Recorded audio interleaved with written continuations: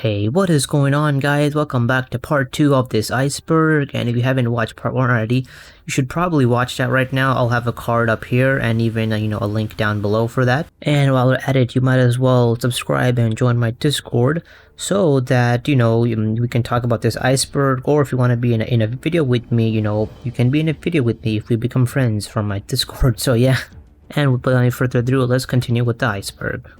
Alright, and now let us do the fourth category, which is memes and origin. Now in this category, it says like even more deeper stuff, and some of this is like so far-fetched that it's actually like not even true. Well, some of this could be true, well some of it is true, but yeah. Most of these are jokes. Well, some of these are jokes, or some of these are like, or some are far-fetched, but could be true, but yeah. Alright, the first one is Crack Wizard. It's up to you. Xenoblade Chronicles X is connected to Xenoblade Chronicles 1 and Xenoblade Chronicles 2. There's straight up a Tyrea in Chapter 5 of Xenoblade Chronicles X, but beyond this, there's also a hint of a specific side quest in Xenoblade Chronicles X, which, by the way, requires you to defeat the Tyrea, which happens to be the strongest super boss in the game, which tells you, I've seen Tyrea before on another planet. It was just a giant ocean with a bit of rocks, which hints at the Bionis Mechonis world, potentially, but also potentially another world. And then there is also the addition of the Fog Beast, / Tainted theory that was mentioned. How far back was that? Well, sometime in the last category. Yeah. And then there's also the those weird tree monster things, which happen to be vaguely similar to Goldo's, and not just in appearance, but also the Biano water supply quest, which kind of. Yeah, that's basically a horror movie if you've done that side quest. I love that side quest so much. It's so good. Like, it is amazing. Spoil it for anyone who hasn't seen it. Is it an X side quest? Yes. Yeah, it is a Xenoblade X side quest. It is so good, but what's it called? Taking side quest. The Biano. I'll have to spell it in like the VC text. Or actually, I can just spell it out loud. Biano is spelled Bianho, I think, and then water supply, basically, and that's the quest line, and it's a really good quest line. It's genuinely terrifying. I hope that if we ever get a sequel to X, I hope they leave. It takes place in Primordia, though. Anyways, there's stuff about that, and also there is stuff relating to the Siren model kit.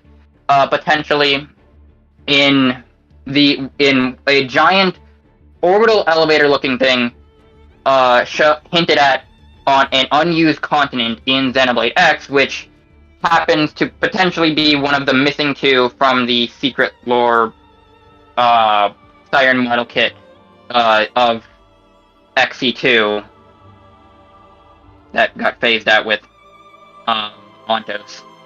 Mm-hmm. Yeah. Alright, and the next one is Mithra. She foresaw all of 2 in Torna. Basically, this is partially a joke, partially true. Basically, what this means is, so what is the fact that, you see, at the ending of Torna, Mithra, she foresaw a lot of, I guess, major plot events of the future with her. And the joke is that she actually pulled a Doctor Strange Infinity War, where she just lived through the like the future, and she foresaw how to, I guess, defeat Malos for good. And the only way it is by her going to sleep, waiting 500 years, waiting for one boy to touch her sword, and then accept him as a driver, and then because I want to touch your sword. Because basically, and because the thing is that I don't know if this is true, but I do believe this is true, that you see, Mithra / Pyra, they didn't have to accept whoever touched the sword. For example, if Jin touched the sword, they could have straight up rejected them. But they accepted Rex because I assume they foresaw, like, you know, or Mithra foresaw that he is the chosen one, so, you know, accept him, you know, so something like that. Yeah. And, like Rex falls under the whole right place, right time mentality. Yeah, well, yeah, and not to mention that Mithra knew that this was gonna happen, which is why, because she lived through it in her foresight. Of fate. Yeah, it's basically Doctor Strange in Infinity War and Endgame, but when he just knows what to do for like the right ending. So yeah, so it's like that. All right, moving on to the next one. This one's a funny one, I'll say that. Melia can turn into a Telethia with enough effort. Well, we all know that the mathematic equation for Telethia is high concentrations of ether plus pure-blooded Hyentia equals Telethia. What if we place in a lot more ether with half-blooded Hyentia? Yeah. probably get Telethia. We get just maybe a lot more ether. Yeah. Maybe not. If Melia really tried hard, I kind of feel like that enough concentrated ether would probably just kill anyone. That's also incredibly. Hey, as they say, I mean, what like, doesn't kill you actually be how core makes you pressure stronger. works. You know, so Maybe. yeah. Yeah. Anyway. All right, and the next one is Malos saw potential in Rex before he touched the sword. Basically, this is a theory / half joke. Where basically Malos, he was actually impressed by Rex because Rex, he was able to, I guess, or I guess he knew arts, you know, because hey, where'd you learn those arts, kid? Something like that. They being of two. So and even when Rex and even when Jin killed her, he's like, huh, what a waste of life, or something like that. So maybe, you know, he saw potential in Rex to be, you know, like someone who could work with them in some sort of alliance of, you know, some sort of way. But then he touched a sword, and that all went to like, okay, no, he has to die, you know. So it's like that. The next one is Immovable Gonzalez can move, which links into Immovable Gonzalez and Territorial Robart are dating. Immovable Gonzalez moves only for Territorial Robart. It is a love story of two monkeys, and it is wonderful. Two monkeys on the opposite sides of Bionis' leg. Their love is forbidden, but they do not care. Or cross levers, or cross, I guess. Yeah. Bionis leg cross lovers. Yep. And just to be clear, these two entries are a joke. Well, actually, I'd assume that he can move just like it's slowly, but he moves only to either punch Shulk in the face. All right, moving on to the next entry, we have Amalthus successfully climbed the world tree.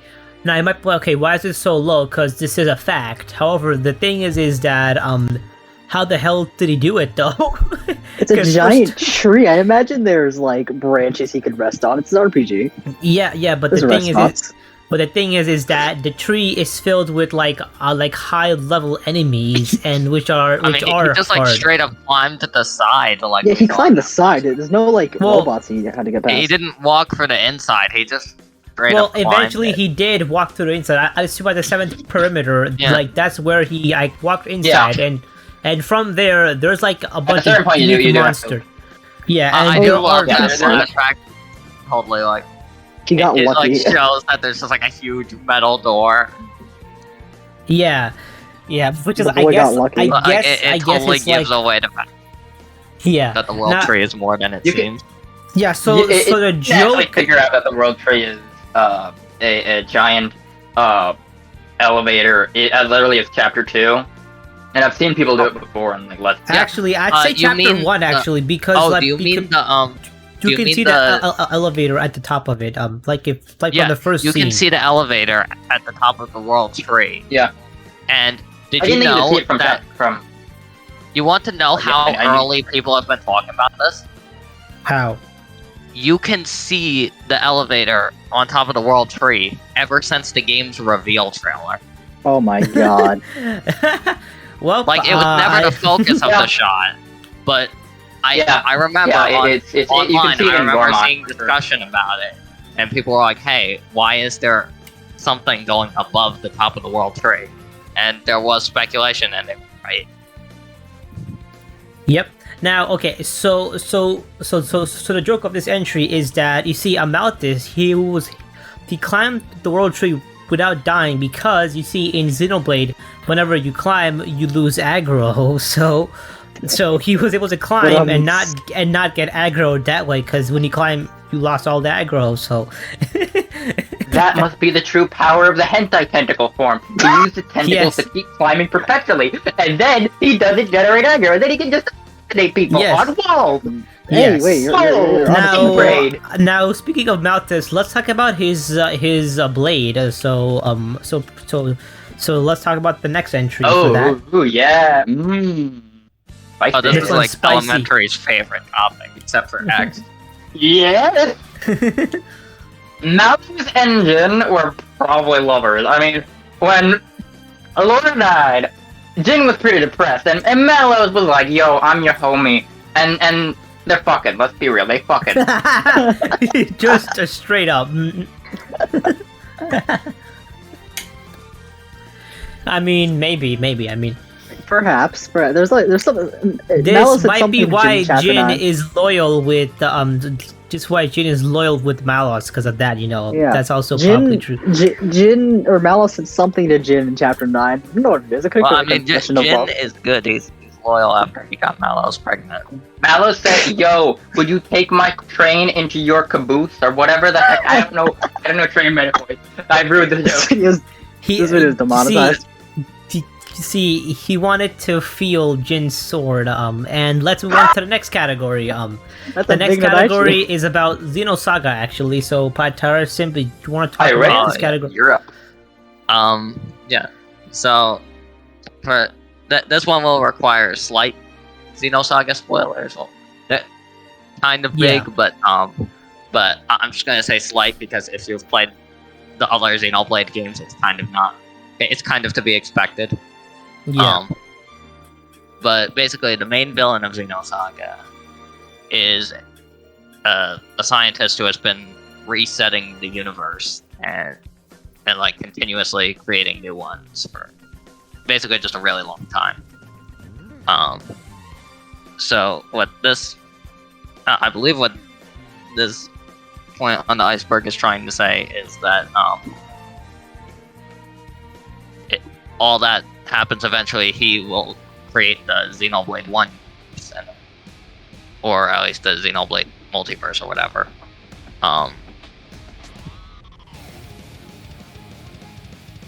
Yeah, because that's kind of how things go. But so hard, destroying universes and stuff. There are a few other connections that could be made. But I feel like that a lot of them are kind of just too theory heavy and just ignore them. Alright, it's fine. And also, a lot of the actual Saga spoilers. Laura's dad might be Gort, actually, and here's why. So, we don't actually know much about Laura's dad. We just know that her mom is a worker of Gort, and Gort is an abusive person. And it might be true that maybe Gort, I don't know, maybe he raped Laura's mom. It might be possible. I'm not saying, because like knowing how much of a shit person he is, that is possible. I'm just saying that. So if that is true, then Laura might be, a child of that, And if it imply that there's a possibility that Laura's mom might have been like a prostitute. But didn't she work as a maid? Too. Yeah. Well, okay. Laura directly says Laura's her mom worked as a maid. Yeah. So I did say that she is working for Gort. I did say that, and about her being a prostitute, that is another theory. That's a separate one. Which I think it's also implied that Laura either Gort and Rhaenea were I guess some in some sort of relationship, but I guess something happened where either Gort isn't Laura's real dad because of something Gort says in the ending of Torna, or Gort is the person Renea cheated with. Now, not to mention, in the cutscene where we see Jin's awakening, we actually see Laura and Laura's mom and Gort in the same bed. Yeah. And so I don't know. I'm just saying. I mean, if they're in the same bed, it's not hard to. It's not impossible that. Yeah. It's not. I'm not saying that. I'm just saying that it's possible that happened, and yeah, or it might be that she's not. Gort is just it's not her father, but yeah. But this is very possible. So yeah. So it's a theory which is actually probably one of the more plausible ones in this category. So yeah. But yeah. All right, let's move on to the next category, which is... Don't fuck with rocks is the entire plot of the series. To summarize, the entire plot of the series begins with a scientist finding a rock in Africa and then blowing up the planet with it. He used a rock to blow up a rock. Yeah, and Anyway, I think you're This video is referring getting to demonetized solely and for I rank think- 4. Well, I'm not even monetized, so it doesn't matter. Fair. But Fair enough. now you're referring to Can't be 2 and demonetized Saga, if you were right? never If I'm on. correct, Exactly. Crack. Now you're referring to Xenoblade 2 and Saga, right? If I'm correct, when you say this, Yeah, mostly, it is revealed in to be pretty much canon in the Xenoblade 2. I'm gonna call it the Xenoblade 2 secret lore, but it's secret lore I'm still referring to is the stuff that comes with the Siren model kit. You can look that up, people. Oh, if you right. want to know what that is. Yeah. Is yeah. it the Siren, but is this it is the also Siren lore model that's- kit? huh? You go. But this is also kind of talked about in Xenosaga. This is one of the big differences with Saga, though, because the scientist who finds the rock and the scientist who uses it to blow up the planet are basically 2 different people. But in Xenoblade, it's the same scientist. And Wait. yeah. Klaus found the conduit in Africa. Okay, I didn't. I'm just finding this out today. But all right, so it's good to know. Yeah, this is So the wait, secret question. lore. Isn't the Siren model kit that one thing that was only released in Japan? Yes, it was though only it was released in- translated though. So Okay, that's helpful. People Yeah, have you can trans- read the lore on. Not hard to find. Yeah. yeah, Yeah, there's a people lot of have people who've translated got it, so it's videos. fine. All right, moving on to the next thing, which is actually kind of Which one is that also- I'm not sure about. So, but Crackhead, you take it away. Alright, so Aegises aren't actually Monados, air quotes around that. This is basically just a matter of evolutionary routes. In Xenoblade 2, Klaus specifically says that Ontos left with a phase transition event in the English version. In the Japanese version, he says Ontos left with the phase transition event. Because of the vagueness of this, a lot of people jump to the conclusion that if Albus is Ontos, then Aegises must be Monados, but it is also stated by Klaus that he changed the Trinity processors to work functionally very different from how they were originally intended to, as a result of him pressing the big red button and causing the phase transition event, which is into what we now know as Aegises, which is kind of why it's the way that I've seen people talk about this a lot as well, mostly in like Meeks' community. But the way that I would make a comparison to is with Pokemon. The Trinity processors are like an Eevee, whereas Monado is like one type of evolutionary route, say like a Sylveon, and the Aegises are another evolutionary route, such as Vaporeon. They just change how they evolved depending on their different circumstances. So it was a sad sap that got stuck with a Jolteon Monado.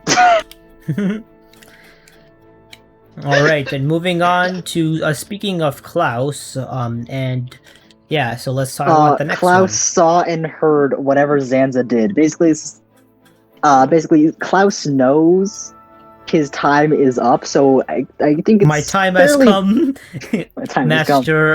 Master. I think it's Uwe. fairly plausible that Klaus knows exactly what's going on in the Xenoblade Chronicles 1 universe. Yeah, apparently also sometime in the past 10 years, Klaus told Zanza to put on some pants. Apparently. Zanza's going to pass the whole world. Zanza's like, I was really resting for a while. Klaus is like, that's baloney. He's lying. These pants. Yeah, and I don't think that needs much more explanation because the game does hint it at you that like when you see through the void that we hear Shulk's voice. So there's either it's the other universe or it's basically what do you call Klaus hearing what Zanza hears or sees or hears, which then means that Zanza. I think it's more of a one way. I think it's like a one way mirror. Like Klaus sees or Klaus hears everything, but Zanza's like, "Who is it? I don't know this guy." Yeah. Now I think that Klaus also, so that means that Klaus probably sees what Shulk sees because Zanza is in Shulk's body for majority of the game, or I guess his spirit is inside of Shulk, right? So perhaps. So he probably saw whatever Shulk saw too. So he probably saw quite some, I guess, some bad. Or you probably saw Shulk eating some bad sandwiches, if you catch my drift there. But yeah. Oh. All right, moving on to the next entry, we have Numa has a Monado. Now, this one is actually this one it might be like, well, some of you are like, well, duh. Well, others are like, huh? How? Well, you see, Malus is an Aegis and he has a Monado. So Numa's sword, you see, is actually a Monado, but the only thing is that for spoilers, they called it the Aegis sword because they don't want to, say that, hey, look, Pyra, Mithra, or Numa sword is a Monado. But what they could have done, they could have made her sword be a Monado, like the third sword, like I'd just be a straight up Monado. But I guess well, for spoiler, you have to know what monadology is to know what to call a monado is, and monadology. Monado Monado universe. I mean Monado university. But you need to know about that, and the only ones who are implied to know anything about that are Galea and in the Xenoblade 2 world, they're not as directly involved as they are in the Xenoblade. So yeah. But the thing is that you see, what I'm trying to say is that basically Numa's sword and Pyra's sword as well, and Mithra's too, it is a Monado. It's just that its shape is not the same as the other one, and that's basically for spoiler reasons, obviously. It changes to the will of its master. Yeah, and not to mention, I'm pretty sure Numa can just change the shape of the story to whatever she likes, because she can do that. So just let's pretend that she changed it to the way she likes it to look. So yeah. All right, and the last one in this category, Tyrea, Simp, you want to take it away? Colony 6 location. Look it up. That's it's somewhere on the Bionis, and you can easily access it from the leg. So just You know what? Yeah. So just, you know what? Don't tell them. Okay. Don't tell them. Just tell them to look it up. I think. Leave it that's open to on interpretation. the actual iceberg, but do not research on that. So. I will say, actually, no, yeah, if you say do not research, then they will actually research it. Then they'll look it up. Yeah, and perfect. I feel like that anybody would kind of know where Colony 6 is located. Colony 6, reachable by the leg, and anyone who's looked at the Bionis model can kind of get the idea. You climb up to Colony 6 of the Bionis leg, and you go around the Bionis hip to get to Sartorial Marsh. Alrighty. And that's all for this category, and yeah. Alright, so now we're going to talk about category 5, which is fifth dimensional beings. Now what this means is you must be a fifth dimensional being to actually understand what's going on. But we peasants from the third dimension will try our best to explain it, but yeah. Us mere yes. peasants. So the You guys first are two from the entries third dimension? Wait, to the I fifth thought- dimension. I'm from the second. Oh gosh. My I brain's heard in the the zero. I'm Okay, gonna so stick the my brains in the first first. so the first two entry are actually connected or they're similar, so I'll just say them as one thing. The first one is that Napon Artstage is the Conduit's architect, and Napon Artstage is a true multiverse god, aka the true architect of the multiverse or the multiple universes. And basically, this is kind of a meme slash. Actually, no, it might actually be This true. entire because, category is jokes. This entire category is jokes. well, This entire yes category and is no. jokes that could be true. Yes, yes. Except for the next one, which is actually very yeah, my true. only commentary. Yes. True, yes. true. So- That is the only okay. fully true one. Though we get that when we get there. So, but for now, Yeah. basically, we think that Napon Artstage might actually be like the real guy, or like the real god. Like I'm not even joking. And challenge mode is canon actually. So, and basically, yeah, so he linked Elma, Shulk, and Rex, as in one area, and in fact, he even made a replica Monado, which has the same properties as the real one. So that's kind of the whole like, Zanza. yeah. So like, how's that possible? Because even I believe Vanea, when she made a replica or she made a replica Monado, that was not able to actually use foresight in FC, right? If I'm correct, because Shulk does not have Yeah. foresight in FC, whereas Napon Artstage was able to make a Monado which has foresight. So hey, Shulk's foresight was... Shulk's visions came from Yeah. Zanza and in like his deep burning soul. yeah. So Don't ask why I called it and that. So what we think is that he actually made the conduit itself, or the Zohar, and yeah. So he made that, and he's just a god. So yeah, I know I said Napon that like Arcsage. yes, Napon yes, Arcsage is the Zohar. yes. All right, next. All right, so the next one, which is not a joke. Yes, take it away, ProkoKing. Juju, best girl. I rest my case. True. I don't even have any valid arguments. All right, so let's move on to the next one because that's all that needs to be said about that fact. All that So- needs to be said? Yeah. Yep. Yep. Nopon are Ondos's artifices / echelons. This is mostly just scary because it's... Okay, not quick actually like- question. What the heck is an echelon? The What does that echelons is mean? the name... the echelons is what the artifices were called before Xenoblade 2 All-Risk stuff and all that, because they did exist before that. In the, like, Chapter 10 The Decision cutscene. They actually do refer to, like, echelon, siren laws, and then they're, like, yeah. Oh, So, yeah, those are the that's echelon. oh, that's why they said Yeah. echelon. Oh, that makes a lot more sense Yeah, actually. so, it's revealed in the Xenoblade 2 Secret Lore. I don't know if I brought this up earlier or not, but, that the three Trinity processors were actually kind of alive during, the Xenoblade stuff, and all that. But they were, like, stored in a virtual reality. Like, their sentience was in a virtual reality that we now know as memory space. Probably. And when they were in this memory space, or virtual reality, whatever it was, for some reason they had enough emotional conflict that they created weapons of mass destruction, including but not limited to Siren, Ophion, Ion, aka the one robot that apparently exists solely to destroy and tactical nuke the whole planet. Yeah, But seems so. we never really are given... Yeah, but we never really given a proper showing of ones that have a artistic parallel to Ontos.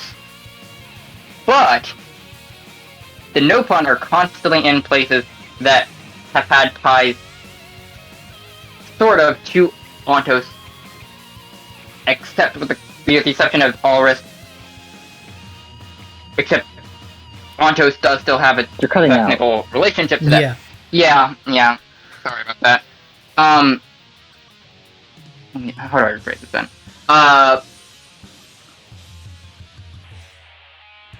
It is possible that instead of creating weapons of mass destruction, he instead created Nopon for some reason in there, and they spread across like a disease, and now we have Tatsu and Xenoblade X.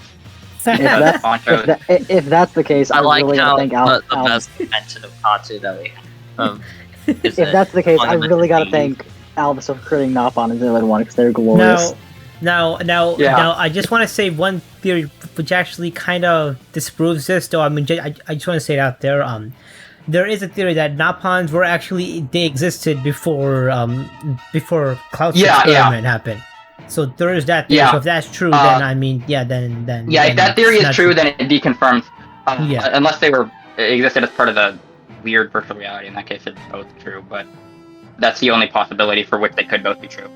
Anyways, let's move on to the next category, or the next entry, which is Tyrea Simp. It's up to you. Isn't this the one like zooming in like on the Monado? Yeah. But this is a really weird one because I think that I'm just going to give the lesser known explanation because I think that simply saying Bionis has its own Monado is kind of like the top 2 layers of an iceberg, really, because that's literally what the Monado is. It's the sword of the Bionis. That's the whole point of it. But basically how they gave the Monado that effect is it's just the light from the small Monado Shulk. It's just made really large. So in order to have that move with the animation and everything, the Bionis is just holding a really small Monado of a really large light. Alright, so next up we have a cursed one, so Crack, take it What do you mean this is the most blessed theory ever? When Rex rejected Nia, he actually just wanted everyone in his harem. That's right, he wanted Morag, he wanted Dromark, he wanted Bridget, he wanted everyone. He wanted Jin, Laura, Gort. He wanted Juju. I mean, yes. No harem is complete unless he is the best girl, so yeah. I already said it. Juju, best girl. It's canon. It's Chad Rex. Alright, He wanted Cora. Yep. Alright, next up we have Zeke's Eye of Shining Justice is actually just his blade-eating powers. So, basically, this is actually a joke / a theory, because it could be true. Basically, you see, Zeke, his Eye of Shining Justice, okay, actually, no, sorry. He's throbbing. Zeke, yes, but Zeke is actually a blade eater by definition, because he has a part of Pandoria's core in him, or on him, I should say, because not inside of him. And it acts as a pacemaker for him. So the theory is that when he's the Eye of Shining Justice, basically that's when the bond between Pandoria and him is so strong that he can activate Pandoria's that core power in him, and that's his Eye of Shining Justice, and basically, and that's when he becomes OP, so for a short while. So yeah. Which is, I mean, it could be possible because it doesn't make sense because Bladers are pretty powerful. So yeah. And the next one is Malos didn't die in 2's ending. Now, this one is also a joke, but this one, I mean, I don't know. I mean, look, Malos survived Torna, so why would he not survive 2's ending? Plus, hell, even Pyra and Mithra survived 2's ending, so why can't Malos survive 2? Tell me, how was it being alive? Yeah, and that told me that he was alive, or, yeah, so, yeah. I mean, from what I see, it is that I kind of feel like, I guess, a particle of Malos is floating, and, Numa and Arshipara admit that they can revive him somehow, but yeah, but at the same time, I kind of feel like the other two theories I said, which is Zeke's Eye of Shining Justice and Napa and Arshipara, that's more plausible than this one. But I mean, it is somewhat possible. So yeah. Malos the butterflies in that one episode of Digimon. Oh gosh. Alright, and now let's move on to the next category, which is 6, and it's the bullshit category, and which needs no explanation. Alright, the first 3 theories kind of go back to back, so I'm just gonna say them at the same time. First one is that Xenoblade 3 will be Affinity 4, and Xenoblade 4 is gonna be Endgame. Because you see, I've been told by Takahashi that that he actually got real because he loved Endgame and Infinity War, that he's gonna mimic based on that. In fact, he even told me that Shulk is gonna say Monados assemble in the third game, which is very epic. And my favorite, he's also gonna get Tetsuya Naramura, the guy who drew Torna or Torna's artwork, and the guy who drew Final Fantasy's artwork. That he's gonna get Sephiroth to kill Thanos in Xenoblade 3. Now I'm very hyped up for this because I love Sephiroth and I love Thanos' ass too. So yeah, so let's move on to the next entry. Cosmos will be in Xenoblade Chronicles 3. This is confirmed. She will be appearing. She will kill an entire army. She will use the Hilbert effect. She will do it all. Cosmos will be That is all. Cosmos. Yes. Cosmos moment. L is real in Xenoblade. You see, fans actually. There's No, no sorry, more? I should not say that. Yeah, no. I should let you talk That's about all it. Izzy said. No, that's all. Maybe. Oh, Is you it know. Tyrea, you want to add? Or Well, the theory is that you can actually play as Luigi. no way. No way. No way. Wait, but that's Yeah. fun, huh? Oh, well. Yeah, you see, fans have been waiting for. I think 64 came out in 1995, right? If I'm correct. So yeah, so let's assume it did for a second. Fans have been waiting for like over 20 years for when is L gonna be real, and so but in the game it says L is real 2403, right? It's something like that, right? Like it's a number, right? So Xenoblade 3 is gonna come out in 2403 or whatever number it says. So in that year, and L is gonna be real in that game. So Nintendo is playing the long game, guys. You see, so yeah. Big brain. Yes, so let's talk about the next entry, which is ProkoKing. It's you. Zanza and Dunban will team up in Xenoblade Chronicles 3. Yeah, I was told to this by my brain, who thought, or I speculated this because I thought Dunban originally was going to be a bad guy in Xenoblade 1, but it turned out he just had really bad friends. But no, it is confirmed. It is confirmed by Takahashi's nephew's dog's owner's Grandson? cousin. Exactly. Takahashi's dog's old owners. It is also I was also told by the same person that Smash is canon, and it's just Xenoblade 3. Smash is just Xenoblade 3. Yeah. That's Honestly- theory. All five. Gendorf canonically punts Pichu off a cliff, off of Final Destination, and Pyra and Mithra take a lot of offense to that, and proceed to also stab Gendorf in the chest. What's it called? By the princess style. Xenoblade 3 is looking to be very, it seems to be a very good game. Because first of all, we're gonna have Thanos and Sephiroth. Oh my gosh, Cosmos, And Dunban Luigi. and Zanza. Yeah, God, and that to everyone in Smash too. Like what? Yeah, so we get Gendorf and Shulk having a coffee, having a tea party with each other. Yeah, and I can't wait to just stabs Thanos' ass with Sephiroth's sword. And let's move on to the next category, which Why are you talking is about Thanos' touching. So let's talk about the next category. I said touching grass. Because that Dodging is the something question. that we all should do right now, including me. So I will touch grass later. Thank you very yes. So, touching grass category. This is the very last category, and there's only one entry, and much. it is. Do we all just scream it? Yes, let's all say it's Alright. synchronously. Count of 3. Yes, 1, 2, 3. Takahashi is a Takahashi is a wavelength. wavelength Takahashi is the existence. wavelength. Now, I don't know what that means, so Crack or someone else take on it to that. Let I'm me not just sure what this means. re-Google. Let me just re-Google that. The wavelength existence is the wave existence begged the contact Fae to destroy the Zohar so it could return to its own dimension. The wave existence is the contact to free itself from Deuce and the Zohar to return to its own dimension via the path of Sephiroth. You're welcome. What? Did you say Sephiroth? Sephiroth. Yes, there is a Sephiroth.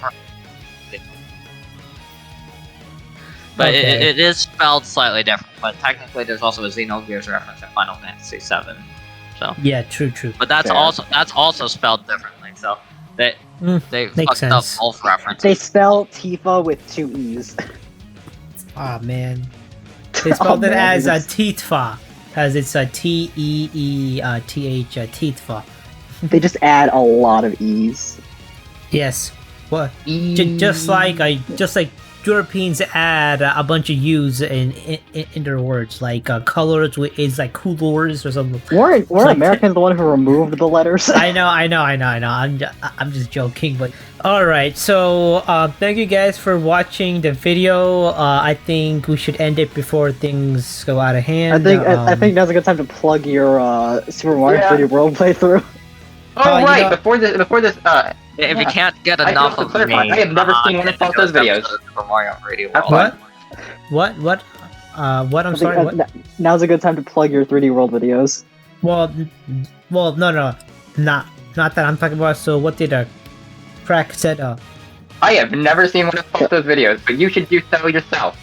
Whoever Yes, is doing and this. so should you. Remember, watch it. like, comment, Oh, yeah, and subscribe. Oh yeah, hit the Crack bell, Wizard is a bad influence. You all should watch all those videos on like. Hit the bell on, for- Crack Wizard. somewhat consistent upload schedule. I don't know his upload schedule. I don't. Yes, Yeah, and it exists.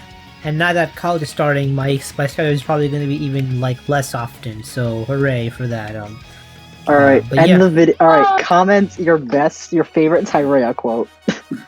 No, just comment your favorite Thanos quote here. Reality can often be disappointing. I'm still gonna write a Tyrea quote. What are you doing, child? All right, we will see you guys later. Get Good out night. of here.